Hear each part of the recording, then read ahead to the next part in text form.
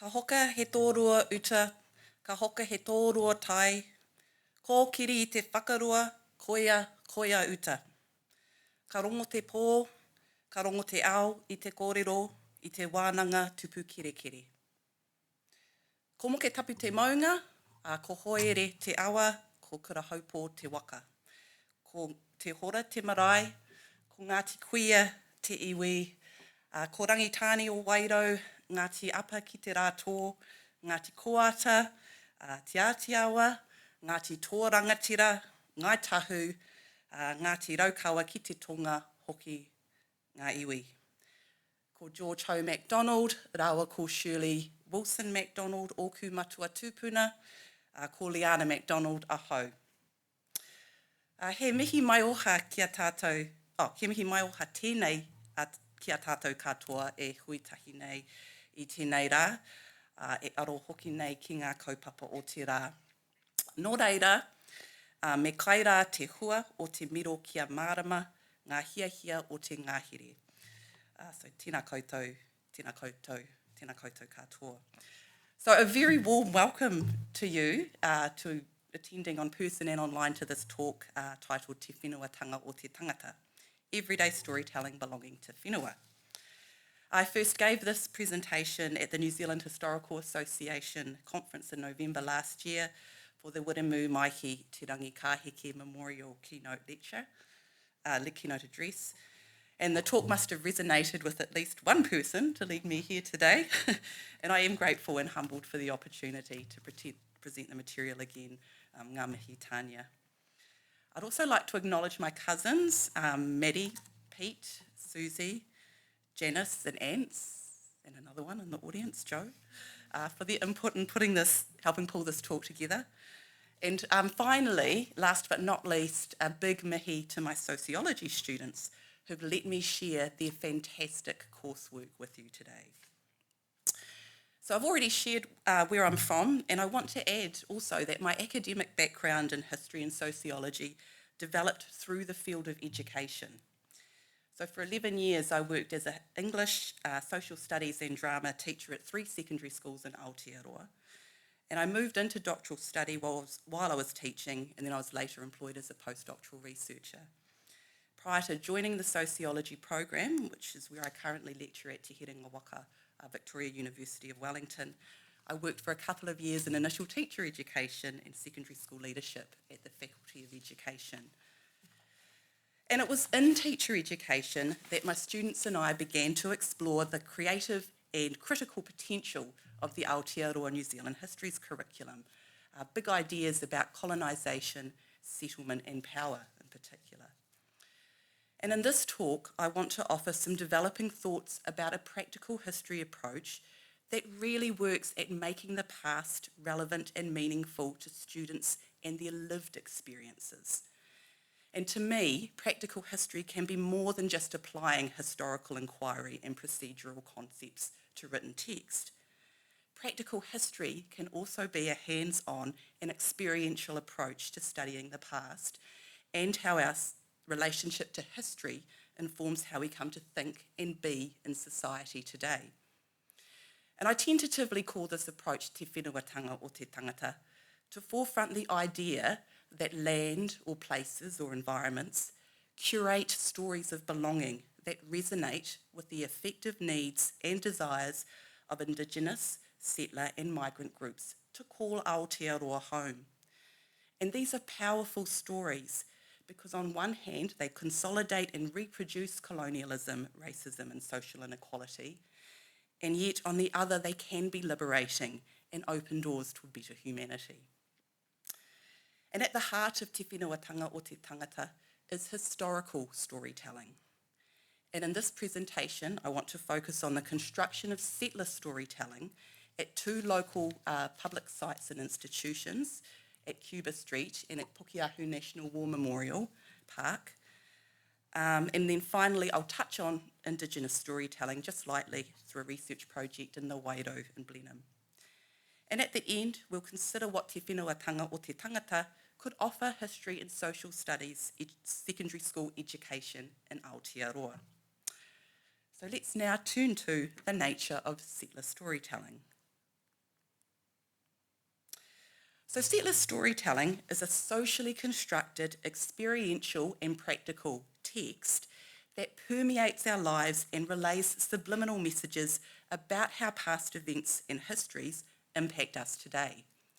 And these messages emanate insidiously from public places and institutions, reproduced among humans and through human and non-human interactions, so that we both shape and are shaped by our environments. Settler storytelling does not refer to behaviours or attitudes that are associated with one individual, but a deeper structure of inequality.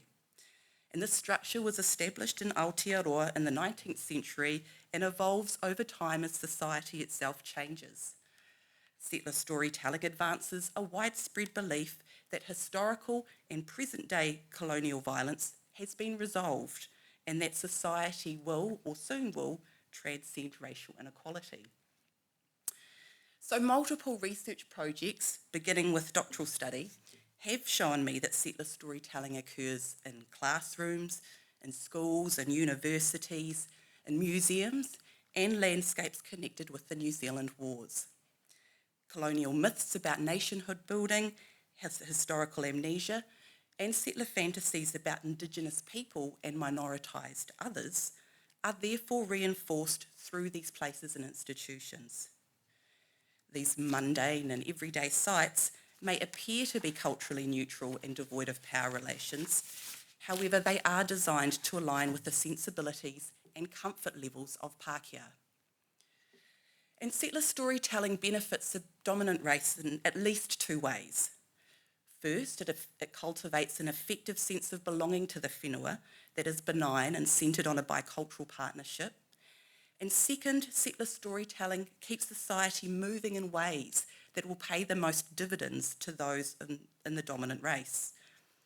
By curating distance between the past and the present, New Zealand citizens may imagine that health, education, suicide, incarceration, and housing disparities between Māori and Pākehā are not attributed to historical violence and ongoing colonial bias. And so I want us to carry this idea of settler storytelling forward now as we look at some potential shortfalls to the Aotearoa New Zealand's Histories curriculum and the refreshed Social Sciences curriculum. So I'm going to stick my neck out here a bit and say that I think there's quite a bit of settler storytelling going on in the design of the new curricula. So these images on this slide will look very familiar to many of you, but in case it doesn't, the left-hand image is an overview of the three core elements of the Aotearoa New Zealand Histories curriculum. The purple are the big ideas that should deepen in complexity over years 1 to 10. In blue are the national contexts that ground exploration of the big ideas, understandings, and those are government and organisation, culture and identity, place and environment, and economic activity. And local and rohe contexts are also part of the blue section too. And in yellow are the practices for doing history, and we'll talk more about those in a minute. The right-hand image is a vision of how each of the three elements of the new Histories curriculum will work together, like a braid where each element informs and responds to the other. And I really like the new curriculum's big ideas, and I'm excited by the references to colonisation and settlement as being central to our histories, and how histories have been shaped by the use of power. I can see the potential for transformative learning, particularly if working from a platform where Māori history is a foundational and continuous history of Aotearoa New Zealand. However, I think there are at least two features of this new curriculum that are unhelpful in this regard. So first, I'm really curious about how the three elements of the curriculum are presented. Weaving understand, know and do together as a neatly braided package feels a little disingenuous to me. Should learning about the contested nature of Aotearoa's histories be packaged in such a neat and straightforward endeavour? As we know, historical injustices resonate strongly for many whānau today. Moreover, the broader impacts of the New Zealand Wars continue to negatively affect Māori. As well as the braid metaphor, as well, a braid metaphor reflects an ideal about how we might like the process of teaching history to unfold. As many already know, teaching the contested nature of our history is anything but easy, nor should it be when marginalised communities are battling with the ongoing dispossession of knowledge, culture and identity. So the second feature that doesn't sit well with me are the do practices as a means for engaging students with the big ideas posed in the new curricula. The left-hand image is from a Ministry of Education website, and it shows how the Aotearoa New Zealand History's curriculum is nested within the refreshed Te Tangata Social Sciences learning area. The do practices are largely unchanged from those introduced by the social inquiry model in the 2007 New Zealand curriculum. So social and historical inquiries are determined by teacher-selected topics. And the inquiry process for social studies is that students identify or pose questions for investigation, then gather and synthesise information to develop reflective understandings about their question. While in history, students locate and analyse sources and use evidence from sources to develop an informed explanation about the past. This process generally happens in a classroom guided by a teacher. So one of the unique features about the New Zealand education system is our high autonomy curriculum. And this is great for making professional judgments about the kind of learning that is suitable for your class, but has drawbacks as teachers may avoid difficult conversations or topics. And these points were central to debates a few years ago about whether to make the Aotearoa New Zealand History's curriculum compulsory. Yet I think we need to keep questioning the implications of a high autonomy curriculum in relation to how teachers approach the big ideas in purple, particularly the understanding that people's lived experiences have been shaped by the use and misuse of power, and that colonisation and settlement have been central to Aotearoa New Zealand's histories. Teachers, 72% of whom are Pākehā, are certainly able to convey some intellectual understandings of colonialism, settlement, history and power. However, it's difficult to teach about the intimate and varied ways that power relations are lived when you don't experience colonial marginalisation directly. As well, many teachers operate within public spheres and Pākehā settings that pull towards the truth claims of settler storytelling. So it's difficult to teach about colonisation and power from this perspective. As it currently stands, the inquiry model doesn't respond to these issues. Schooling doesn't just teach people things, it teaches people a framework for how to know things.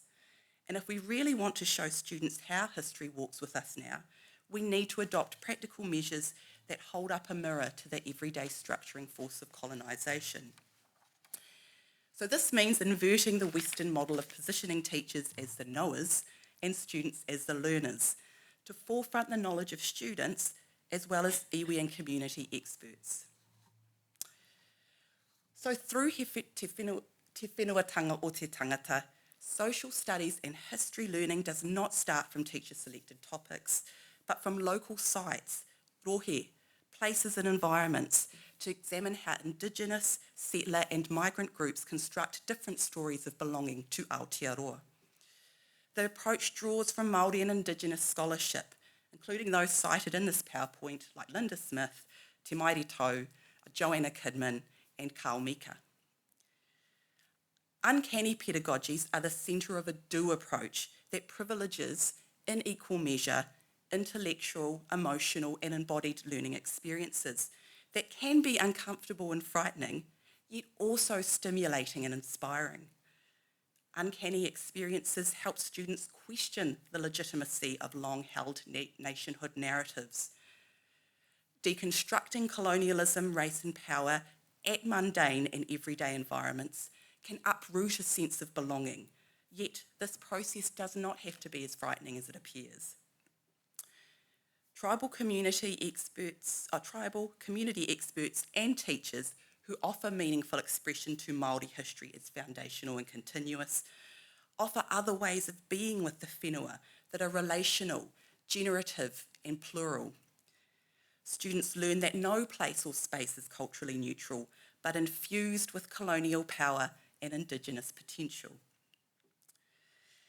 And so the rest of this presentation focuses on Te Whenuatanga, or Te Tangata in action. And I'll talk first about the process that the students in 2 of my sociology courses went through to deconstruct settler storytelling, and then we'll briefly explore Indigenous storytelling through a research project in the Wairau in Blenheim. So last year, I'm just going to take a drink. It's hard work. Last year, my sociology students were set a group assignment to choose a public place or institution as the focus of a small and immersive ethnographic study to explore how settler storytelling haunts their chosen site. So during the 5 weeks leading up to the ethnographic fieldwork, students' learning focused on settler colonialism, the idea and process of it, race and power, and concepts such as collective memory, national identity, lovely knowledge, difficult knowledge, historical amnesia, an epistemology of ignorance, historical privilege, and the whiteness of sociology. Students read about the New Zealand Wars and Indigenous scholarship about hauntings, ghosts, and the uncanny to privilege Indigenous perspectives about the social world. Also during these 5 weeks, students practiced taking ethnographic field notes, discussed examples of ethnographic research, and undertook a mini ethnography of Kelvin campus at Victoria University.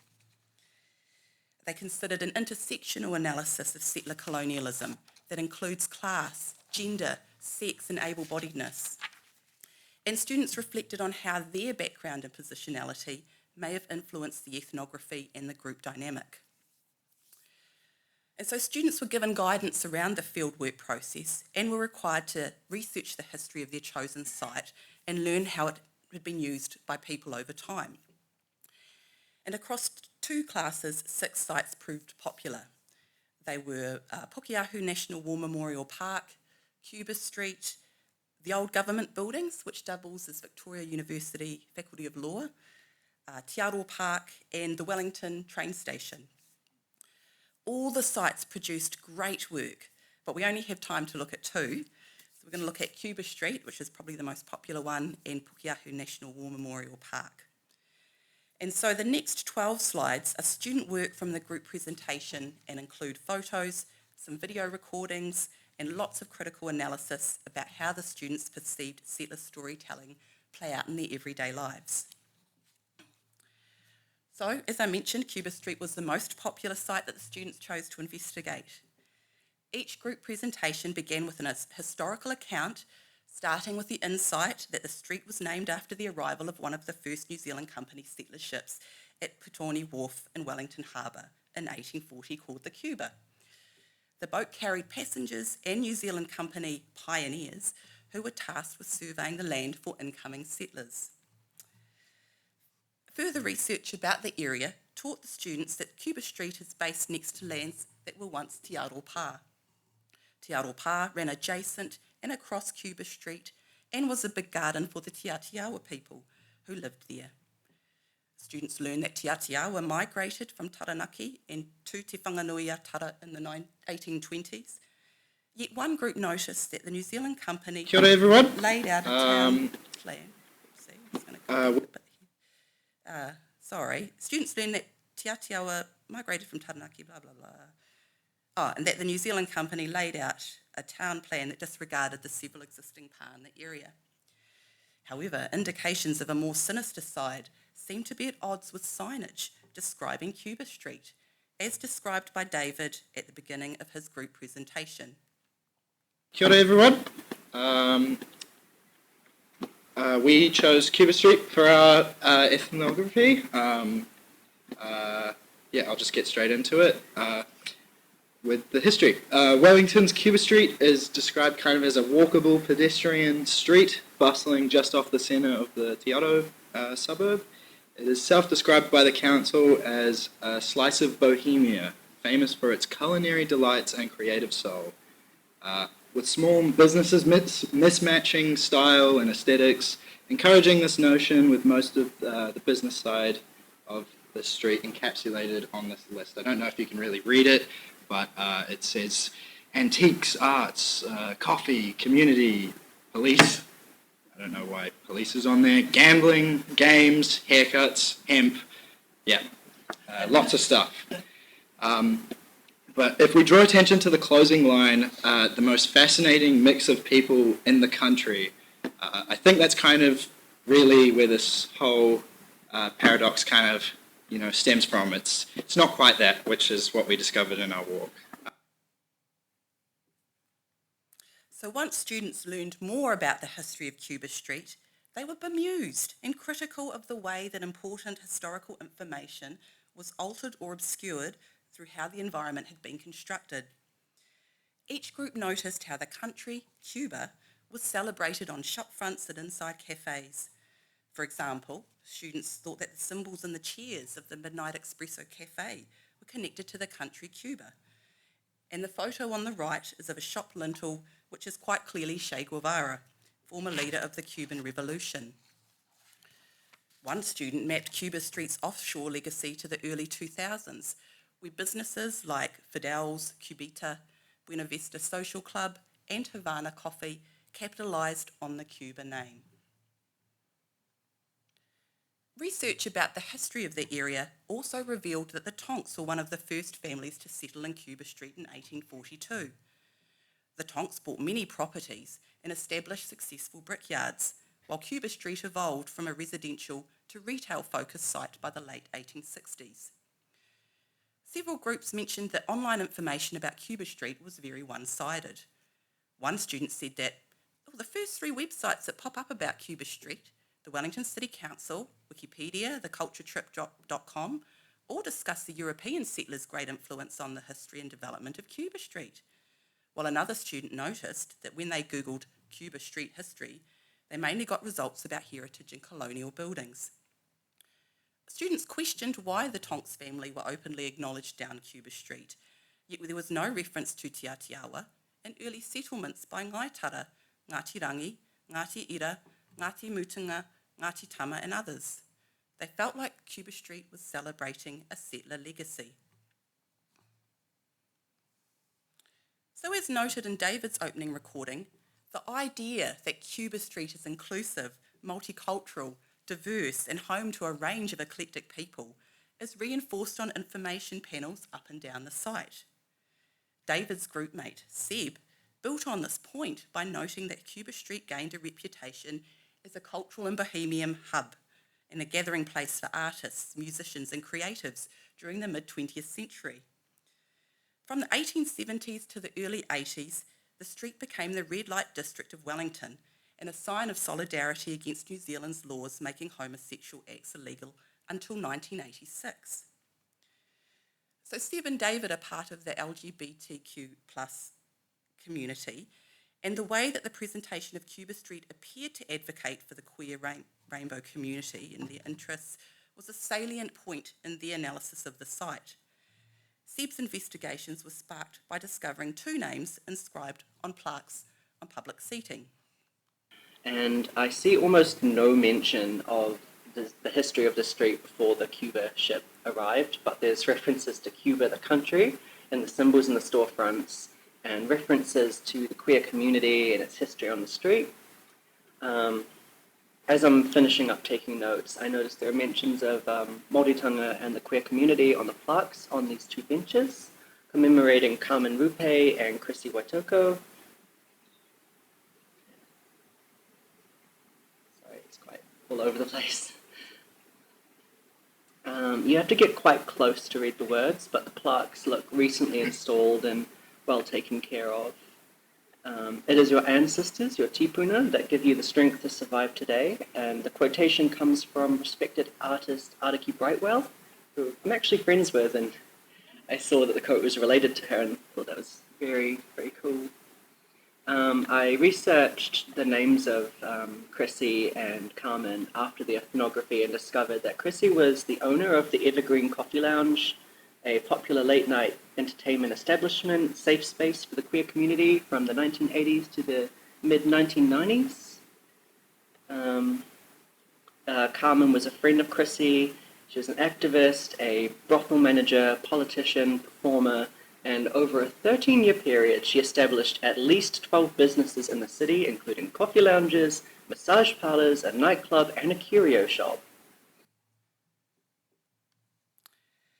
Learning more about how Cuba Street was connected to a rich and troubling legacy of queer history led David and Seb to determine that Cuba Street was celebrating the rainbow community in contrived ways. Moreover, economic interests were implicated in the appearance of cultural diversity and inclusion, as discussed by David in this next clip. Very interesting, weird sculpture. I still don't know what it's supposed to be. This is just kind of, I thought it was like a nugget of gold or something, but I don't really get it. The Thomas George McCarthy, I think, was like a gold panner or something. I don't know, but what I more want to focus on is his plaque. It's very interesting with this whole trip. As a Pākehā settler, he has a lot more detail on who he was. You know, oh, he's a philanthropist. He helped build the Cuba Street, and his trust has dedicated this to him, and so on and so forth. And I think I'll be a bit unconventional here with like just time, but you know, when you compare this to the sign for Carmen Rupe, it doesn't talk about who she is. It just simply says transgender icon Carmen Rupe. It doesn't acknowledge the fact that she's Māori. It doesn't talk about her struggle at all. It just says, come take a selfie. Very weird. Very much a thing of lovely knowledge here. And it works on the basis that this queer story has been an easy journey, and we can depoliticize political movements, which is just ridiculous. As you... So attributes of settler storytelling discerned by the students included associating the name Cuba with another country, forgetting Māori history and remembering pioneering families like the Tonks, and celebrating the supposed multicultural and inclusive nature of Cuba Street.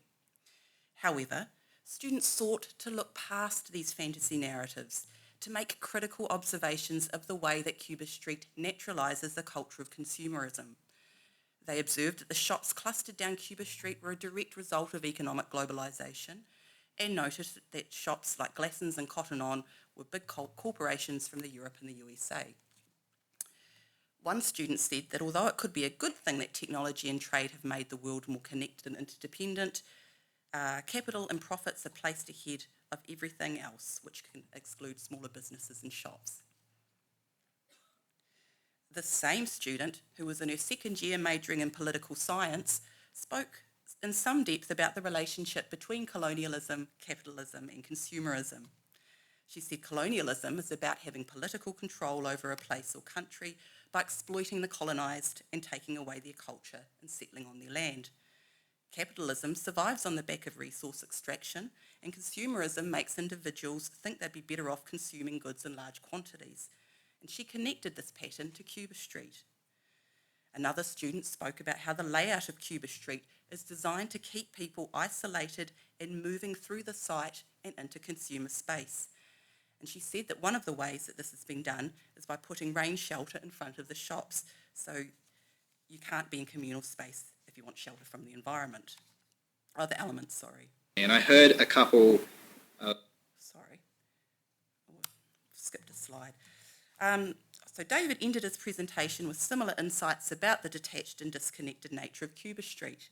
He counted 13 out of 26 people walk past Taco Bell with headphones on and observed that the space felt rushed yet lifeless.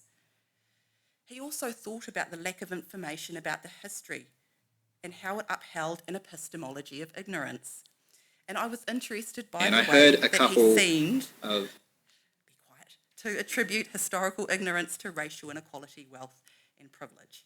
And I heard a couple of, like, two Americans, I think they were from the FIFA game that day or something, they literally asked, like, why is there no information around here? They're looking at a map and they're like, oh, there's nothing on here, and their tour guide, who I'm assuming was a family member or something, just kind of was like, oh, I don't know, it's all on the internet. And it's not really on the internet. It's kind of hard to find on the internet, as I found out. But and again, I found it just quite ironic, the whole bohemian thing. Taco Bell is a huge corporate entity. It's not really bohemian, and a lot of those stores are kind of taking over the whole, section of Cuba Street. I mean, Vapo, I think, is a New Zealand brand, but again, it's multiple stores. I don't think it's very beneficial to the whole street anyways, but yeah. But this is also the intersection of Manor Street. So yes, lots of people walking through. And what I noticed is that generally it was a white crowd of the business casuals walking through. And as you sort of look around, just beside there's a bus bay where a lot of homeless people gather.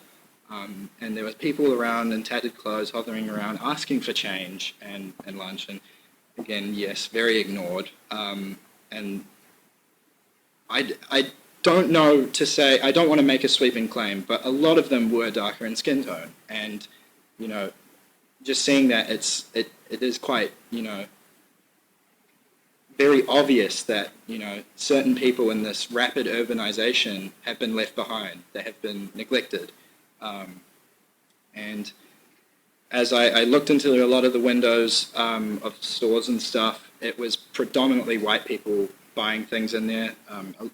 This kind of area is a lot of the more pricier stores, like, I don't know if it's too expensive, but one of the clothing stores, Max, full of white women, and the one across the road, Hype DC, I think it's called, or something, a skate store, but very expensive skate store. Yeah, again, just full of white people. And it really makes you wonder, this whole notion of the most fascinating, fascinating mix of people in the country. It's a lovely lie. It's not true. There isn't, genuine positive race relations around here because it's unequal.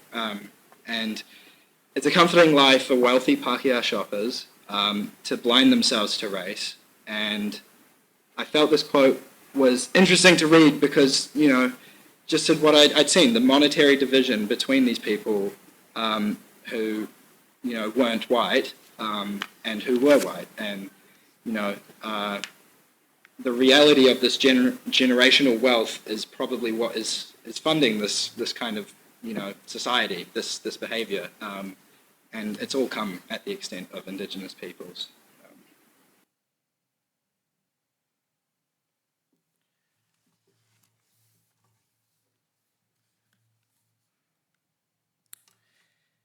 Pukeahu National War Memorial Park was studied by two groups who first provided a long history of the site. Students discussed how Pukeahu was occupied by Ngaitara and then later Te Aotearoa in the early 1800s.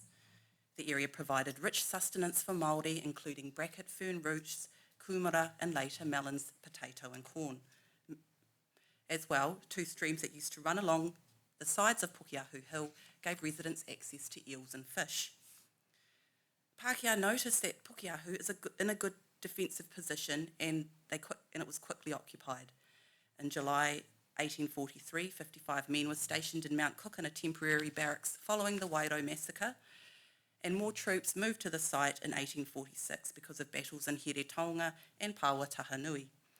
Prisons and police barracks were built down Buckle Street, which served as a temporary prison, most notably for the men from Parihaka.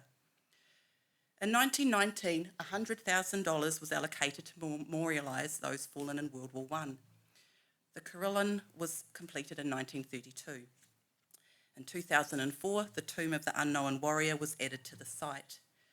Various memorials commemorating New Zealand's shared military heritage with Australia, Belgium, Germany, Turkey, the United Kingdom, France, the USA, and the Pacific Islands were added from 2015 onwards. Like Cuba Street, historical silencing and the engineered inclusion of non-European Pākehā histories and perspectives was a significant feature of the students' analysis of settler storytelling at Pukeahu. Himaima is a descendant of Ngai Tā Manuhiri and Rongowhakata. Her wonderings about the site related to the visible omission of Māori mana whenua perspectives, the New Zealand Māori mana whenua perspectives, the New Zealand Wars and the Māori Battalion's contributions to World War I and II. I was disappointed by the lack of representation for both the New Zealand Land Wars and the contributions of the Māori Battalion in the First World War. I will say the only thing I saw for the Māori Battalion was a quote plastered across the bottom wall of the tower, which was actually split in half. So it was really easily misunderstood or not easily translatable. And the quote was, "Mau ngā rongo ki runga I te whenua," in space, "te hoko whetua atu ake ake tonu, ake ake kia kahai," which translates to "Peace across the lands, Māori Battalion, be strong, go forth." This kind of memorial feels like a bit of an excuse to make Māori satisfied. Something like this is not educational for non-Māori, and from my time spent on this site, it is predominantly used by Pākehā. I could see and feel the lack of effort to inform those who have no idea, and more of an attempt to shush anyone who does know the histories. In this memorial, we see the quote, "Haere whakamua te tiro whakamuri," which can be translated to move to the future, we must honour the past, which I found extremely ironic, seems half of the history of our country is not honoured yet even acknowledged. It was way too easy as an observer to ignore the histories that were displayed, and even easier to ignore the histories that were just straight up ignored. I also wanted to compare the tomb of the unknown soldier to the New Zealand Wars cemetery in Waikato, which is where the soldiers of the Rangiriri Land Wars are buried. In this cemetery, every Pākehā soldier is buried individually with a headstone in their honour, and the numerous Māori soldiers lie in the same plot, unmarked, unhonoured. I thought to myself, if we can honour those who are identified and who have died overseas, why can't we honour the Māori whose identities were lost in the Rangiriri Wars? I was extremely disappointed by the indirect honour of Māori and the inability to admit that Māori contribution have been fundamental in the making of Aotearoa's histories and should be fundamental in the rewriting of said history.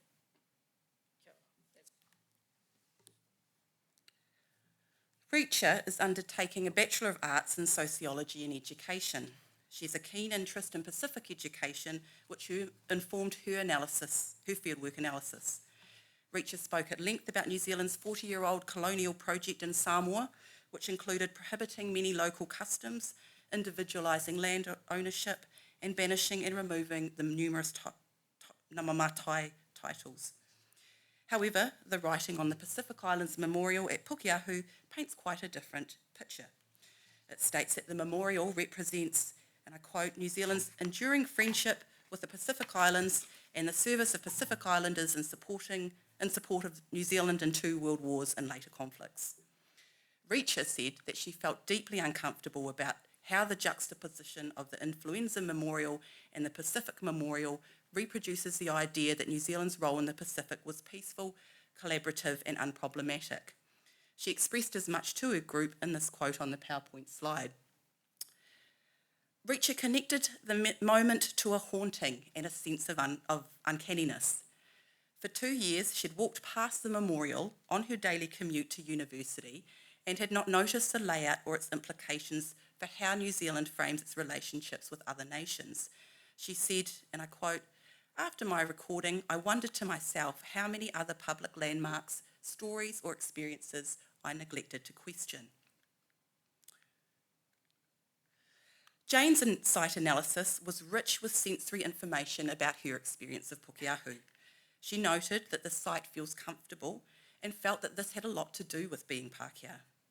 She observed other visitors having a picnic or sitting under the shade and chatting, and she said that the park evokes an atmosphere of ease, comfort and leisure. Jane played video recordings during her presentation to capture her experience. For example, at one point she sat next to the park fountain and played the sound of falling water, and she said that the fountain, and I quote, "creates quite a repetitive white noise that is quite soothing and calming. The fountain's physical appearance gives the impression of grandeur. It's very clean and beautiful." Jane also noticed that the park is used as a thoroughfare and observed an intersection of commuters on bikes and walking. She said that Pukeahu is a place that encourages you to pass through. It's not a site that generates meaningful reflection. The final part of Jane's presentation questioned the suitability of a war remembrance site that is comfortable. Indeed, Jane, Reacher and Jemima's analysis of the way that narrative gaps and silences are constructed at the park reveals how cultivating a sense of embodied comfort about New Zealand's role in colonial violence, both at home and offshore, is a significant feature of settler storytelling, thus facilitating for Pākehā students in particular an uncomplicated sense of belonging to Aotearoa as home. So kind of to wrap this up, I want to ask a question. Why was this such a comfortable space for all of us to inhabit? What should the purpose of a war memorial be? And to illustrate a good contrast to the way we experience the space, I want to look at an example of this Jewish museum in Berlin. And I want to play this video. So it's a museum which commemorates the victims of war, specifically of the Holocaust, and it exists in Germany. So this will be very relevant to many people who are passing through this museum. So this exhibit is composed of many metal faces on the ground, and you have to walk on the faces to go through the exhibit. And you can't walk through it without the faces making loud, clanging noises. And their mouths are open in anguish. There's nothing really to distract you from the journey of walking on these faces. And I just want to play this video of what it sounds like. I think it's a bit further.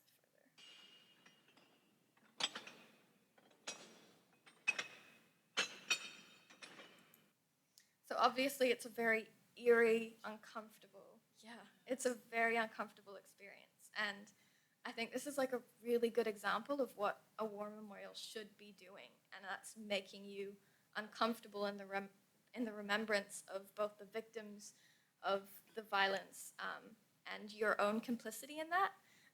And this, the national memorial that we looked at was obviously failing in that aspect. So kind of. Okay, so I'm going a bit over time, so probably going for another 10 minutes. So if anyone needs to leave, because I know this is a lunch break, then, no problem, feel free to.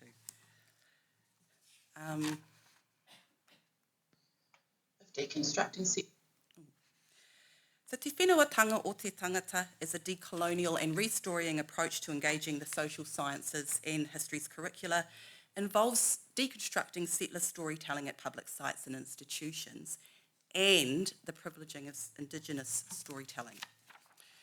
And I'm going to briefly touch on it, very briefly, like you could do a number of other presentations around it, Indigenous storytelling through a school field trip to sites associated with the Wairau Affray. The field trip occurred just over 2 years ago and involved Dr. Peter Meihana, me, 45 Year 9 and 10 Social Studies and English students, and 4 Pākehā educators from a local college. As many of you know, the Wairau Affray occurred on the 17th of June 1843 and is the most historically significant military exchange between iwi Māori and the settler militia in the South Island of Aotearoa. Up to 9 Māori and 22 Pākehā were killed for reasons that differ depending on perspective. There is truly little to distinguish the history of the Wairau Affray at the Tuamarino site, except an information board that was compiled by a teacher and students from a local primary school with the help of a local museum educator. The information board identifies only Ngāti Toa and provides straightforward reasons for the skirmish, like Te Rauparaha let settlers in, surveyors came, Te Rauparaha told them to go away, settlers resisted, a fight happened, deaths occurred on both sides, end of story. There's also a cairn opposite the information board that was erected during the 1959 centennial of settlement in the district commemorating the pioneer families, with no mention of the first native inhabitants. Now, I've been on a few iwi-led field trips that pass through the Wairau Affray site now, and I always marvel at the complexity of Pete's account compared with popular versions. So on the day that we visited with the students and teachers, there seemed to be 2 narratives about the Wairau Affray jostling to be remembered as either a distant event or something connected to a colonial reality. So once the students were seated at the site, Pete took a long view of the lead up to the Wairau Affray event by discussing the Ngāti Toa and Aotearoa migration from Kawhia Harbour to Kapiti, and then the Wairau in around 1826. Then he talked about how in Britain uncomfortable questions were being raised about how native peoples were being treated in British colonies. And then we go back to Aotearoa, to an altercation between Te Rauparaha and a Ngaitahu chief, which encouraged British officials to get more heavily involved in Māori affairs. Meanwhile, Wakefield and the New Zealand Company misled the settlers into believing they'd bought land in the Wairau, and the Wairau battle occurred. And then it was followed by other dodgy land deals by the New Zealand Company in Taranaki and Wellington. So once Pete's wide-ranging view of local history ended, the educators asked several questions about the day of the battle, narrowing the idea of historical colonial violence to a single event, rather than the culmination of multiple colonial infractions as reflected by Pete. In response to one teacher's question, Pete spoke about missing and unacknowledged tribal perspectives and histories that lead up to the Wairau Affray. In relation to this, what do you think about the play that was put on at AV Theatre, the Wairau Affray? Did you see it? Yeah. I thought it was reasonable, actually. It was Reasonable. reasonable. Yeah. Yeah. Did any of you guys see that play? What did you guys think? It was alright. Yeah. There were a few gaps, I thought, that people could dispute. Well, it told the story. It told the story that for much of our history wasn't told, but now I think is the received version of events. But in saying that, there were also other plots that weren't hit on.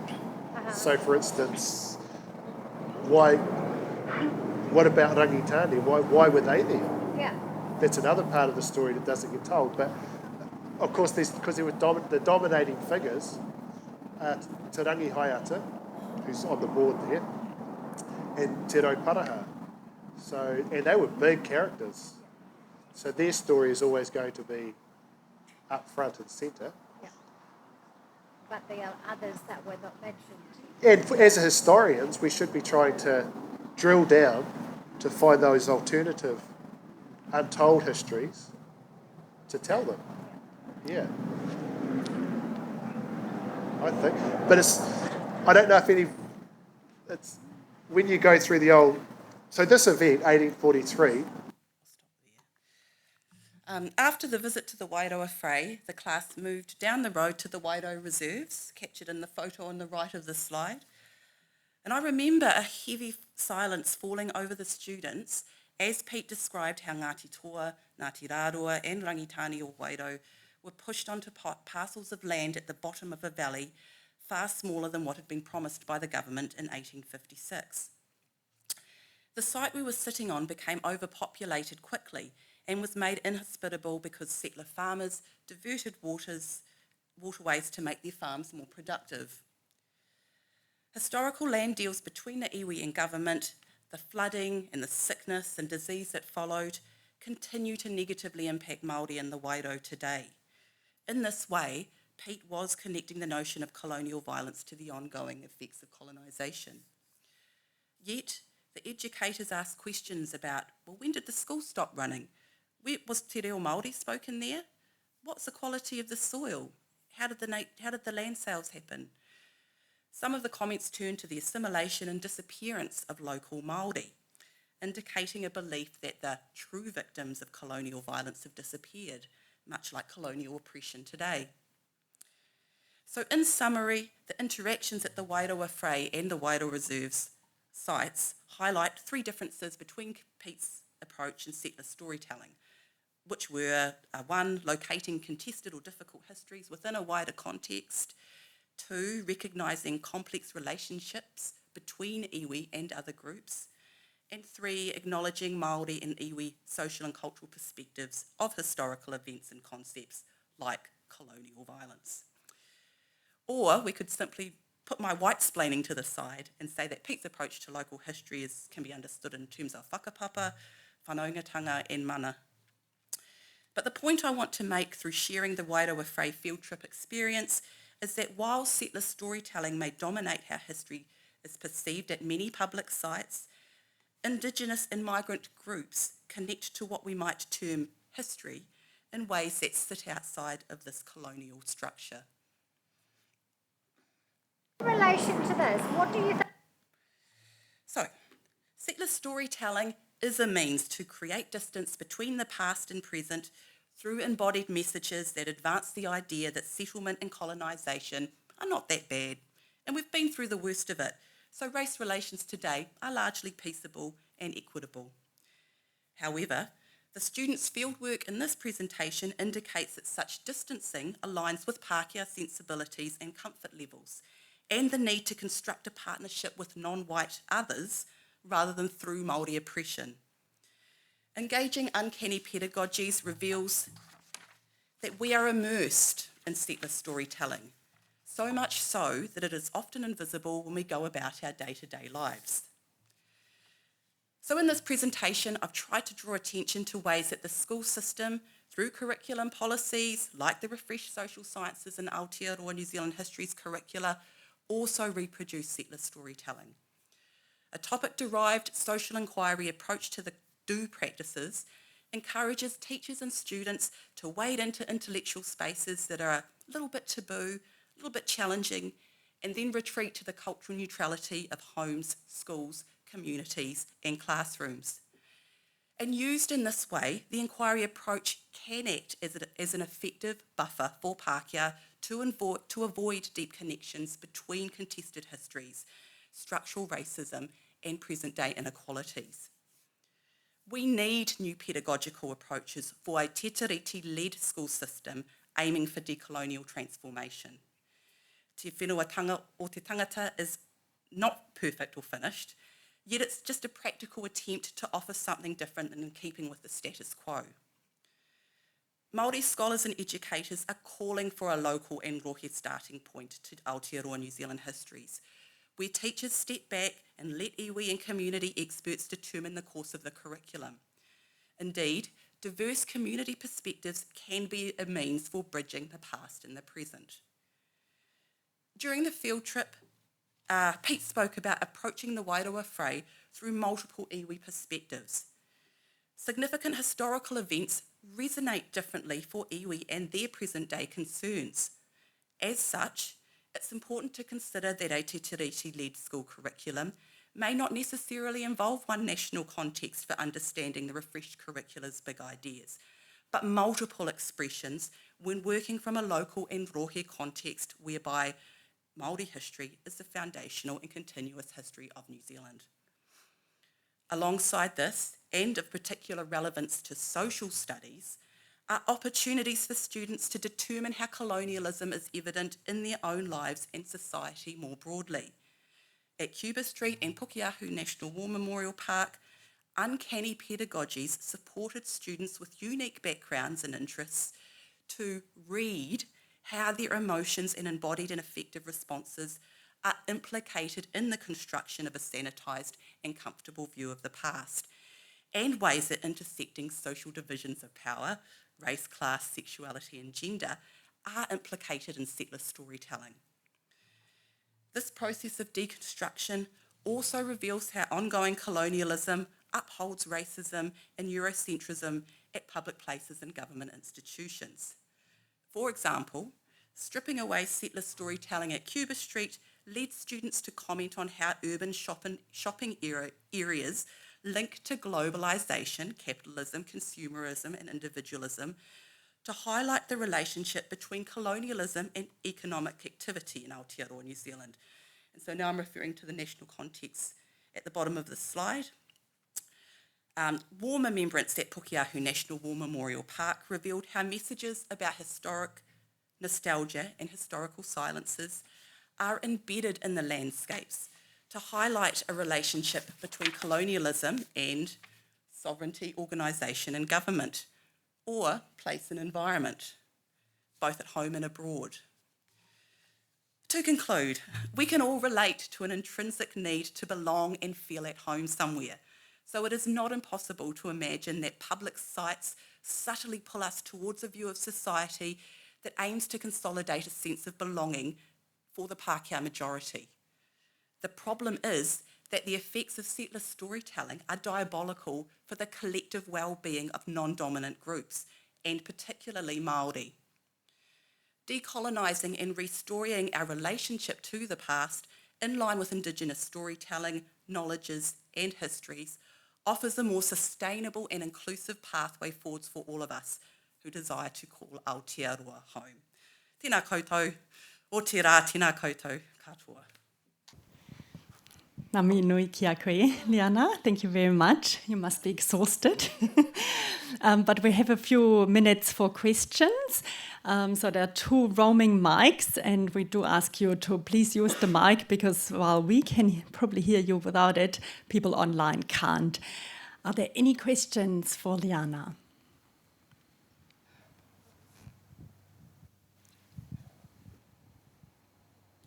And if you're joining online, you can put your question in the Q&A and I can read it out. Kia ora. That was an amazing presentation. I was just wondering if you have any examples where cultural institutions have done what you're talking about really well in terms of,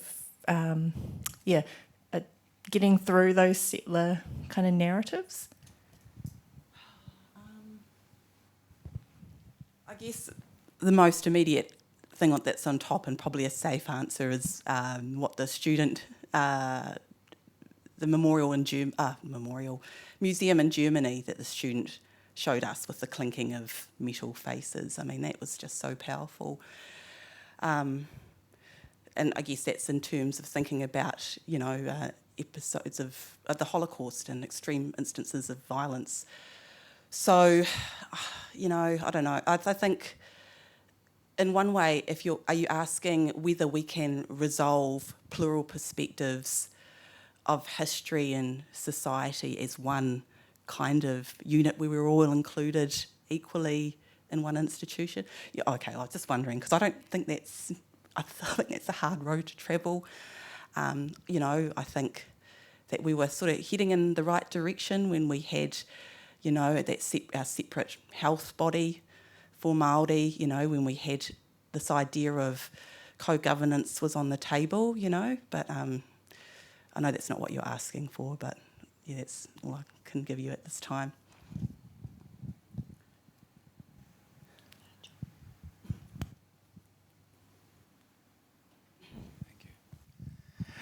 Thank you very much. One thing that might be worth considering in the future perhaps would be to perhaps get your students to go to other parts of Wellington. I live in Porirua East. If you go up to the shopping centres in Porirua East and travel through the suburb, you'll see a very different New Zealand, and I'd be interested to see how the students would react to that. So I think maybe in the future to get students to do that as a comparison and to see what the differences might be or what the differences might not be. Kia ora. Thank you for that insight. Yeah, the students do get free rein to go anywhere they want, and this year's classes have chosen, they're quite adamant to choose different places. They don't want to be where other groups have been, so they try and think about new sites to visit. But you're right, they are all still in Wellington, and I haven't actually suggested going further afield.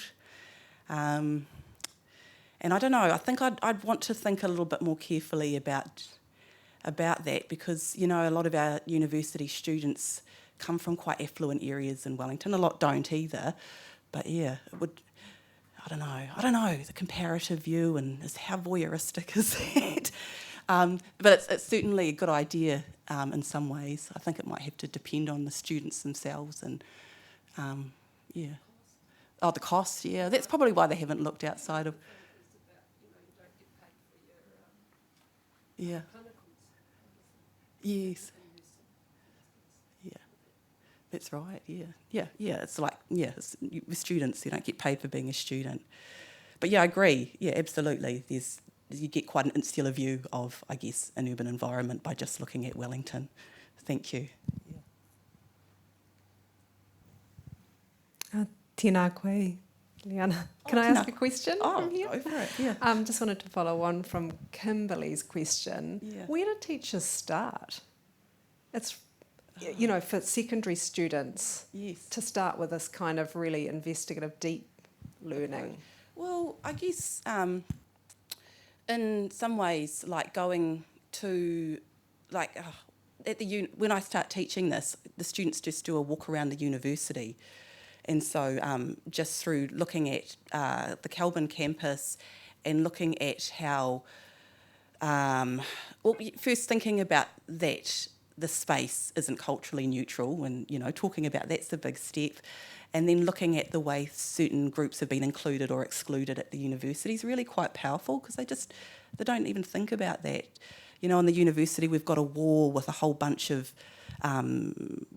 languages which say hello, I think, and and I think I talked to them about how I saw a tweet where like 90% of those words had been crossed out because the university was going through budget cuts and we had to let go of all these languages, and so then that raises questions around what we value and why are these words up here in the wall. Yeah, so just little things, I guess, is what I'm trying to say. I do think that's, you know, schools themselves are rich sites. You can go for a walk around your school. You know, there might be a significant memorial close by where you can go and have a look at the way that history's constructed there, like at the Bulcott Memorial. Done that a lot. Yeah, but yes, great question. Start small and then, open students up to choosing their own site potentially. Yeah, and hooking into those teaching them about how to hook into different places, drawing from those contexts that, I talked about. Thanks.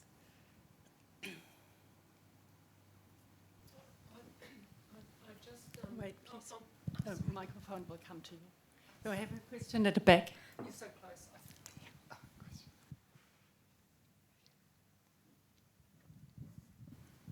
Taki hau ko te ia koe whae. Tēnā koe Liana. Nā koe mihi i rangi I tō kōrero tāhona. I'm wondering how you see Te Whenuatanga nei finding a place or holding the place that you've already managed to create for this approach in the context of the changes that are coming in following October for our histories teaching in Aotearoa. It's a really good question and one that I have thought about a lot. I actually got in a little bit of a tiz when I saw the recent ERO report research summary come out.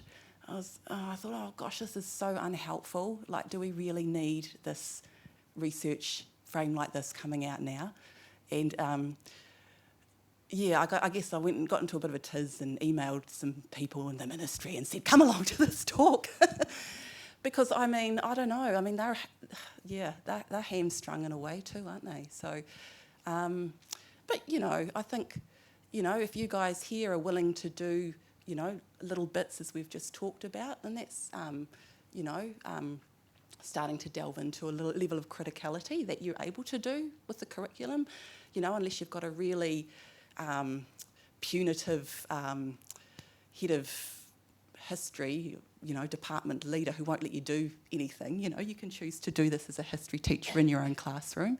So, I hope that in some small way educators can be brave and start to explore this, and that's with anything that's started for the first time. You just get braver and braver the more you do something. And I must say for myself, like, I started out not knowing how this would go. I did have a fair idea because I'd done it all myself, and it's based on scholarship and ethnographic work that I've done. But, I really didn't know how the students would gravitate towards it, and it's so fun. It's so fun when you get students doing something that you just never would have thought about. It blows your mind, and for me, that's the fun part of being a teacher and an educator is that they literally do teach you too, and show you new things. So it's like the most unboring approach to teaching history and social studies, in my modest opinion. Question at the back. Tēnā koe, Liana. Lovely to see you again. Oh, this is really loud. Just going back to the gentleman that's left, talking about taking your students out to Porirua. I live out in Porirua, but I also lived in Newtown growing up. And I just thought it would be really interesting for your students to look at these neighbourhoods that were predominantly working class, Māori, Pasifika neighbourhoods. Newtown has been very gentrified. Porirua is being gentrified with the new Aotearoa block. Blocks, that just keep expanding and expanding, looking down over those of us that live in the poorer socio-economic areas. And I just think it'd be really interesting for them to have a look and see who's still living there, who's managing to survive. State housing is disappearing really quickly. One of the students whose piece you played talked about, that weird and awful situation in Cuba Street and down Manor Street where you've got tangata whenua who are homeless right outside places where people are spending lots and lots of money for overseas multinational companies, and it's quite disgusting. So it would be really cool to for them to move. If they can't come out to Porirua because it's too expensive, go to Newtown. Most of them live there anyway, in flats. So yeah, just wanted to say that. Kia ora. Awesome. Ngā mihi whaia. That's a great comment. Thank you.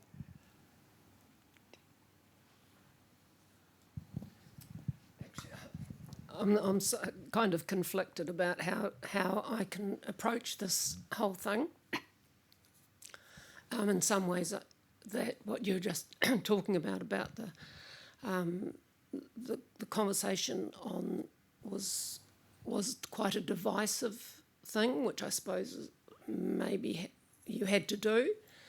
It had to be shown that way, but it makes me feel frightened and difficult because my whiteness puts me into a bad position, I suppose.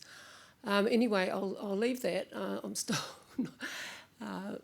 but I've been a nurse, and I just wondered. Way back in the 80s, I think it was, we had a Māori nurse who, Irahapati Ramsden, who got us thinking about cultural safety, which was a non-threatening kind of way of looking at looking after people. In nursing, of course, it was from nursing. It was a very amazing situation to find yourself in, and being forced to look at the very needs of the people that you're working with. So that, and then I was engaged in mental health nursing most of the time. And there was one of the things not many years ago now that came out about mental health was the theme of walking in other people's shoes. So I found that quite that made you think about the kinds of differences of things and opens your mind to the other person, I suppose, and the other way of looking at things. I don't know.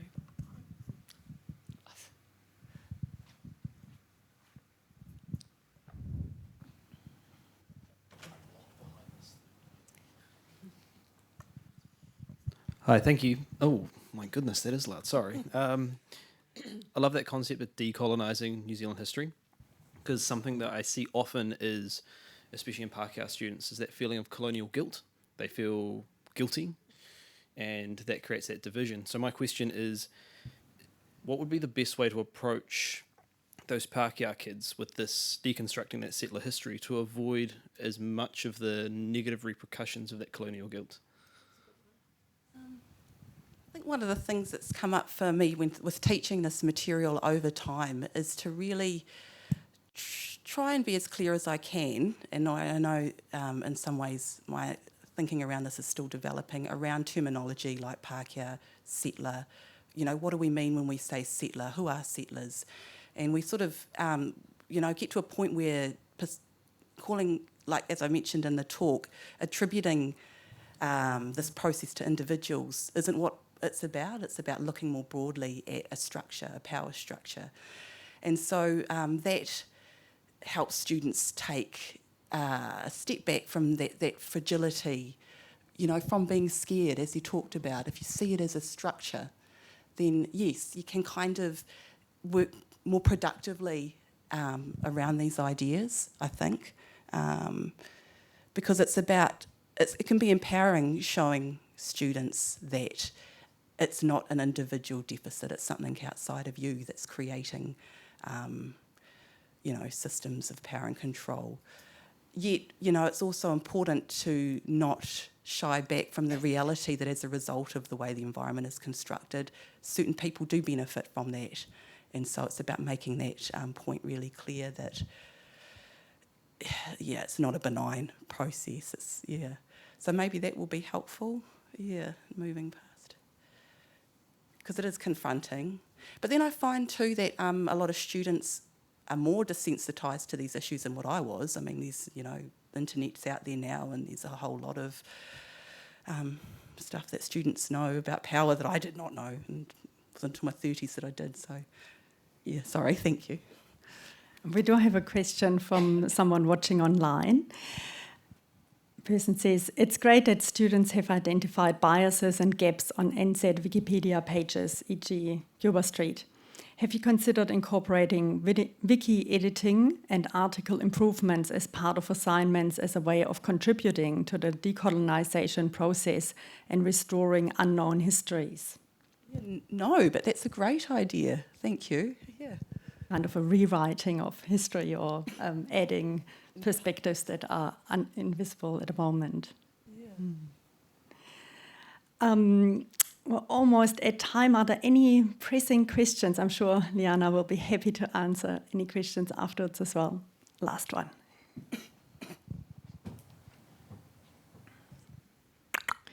Kia ora e hoa. Ka mihi nui for your awesome presentation. I suppose my pātai is just around the sharing of stories, especially of like local hapu and iwi.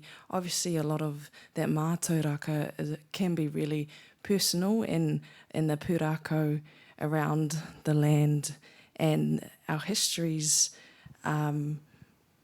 sometimes shouldn't be shared. And so I suppose, as I'm sitting here thinking of how awesome it is to, unpack and decolonise colonial storytelling, I suppose what I was just thinking is, whether this is a question or not, just as we're sitting here and we're deconstructing these histories, decolonising them, I suppose getting that balance right of not sharing, I suppose, too much, and what that kind of means for our taonga and our stories as Māori, our data, I suppose, as a way, and for data sovereignty as well. So I suppose just considerations around that would be, I suppose, interesting to consider. And I realise this isn't a question by any means, but I suppose just the whakaaro on getting that balance right. And so you're nodding for those on Zoom. Oh, yes. And absolutely, Rebecca, absolutely. You need to be careful about how you represent Māori iwi stories. I suppose to some extent iwi mediate what they are willing to share or not themselves, But then, you want online material not to be the proxy for actually engaging. But then there's, of course, the issue of resourcing and how there's not enough. The ministry hasn't given enough money to pay, iwi appropriately either. So, yeah, great, thank you. Good insight. Kia ora.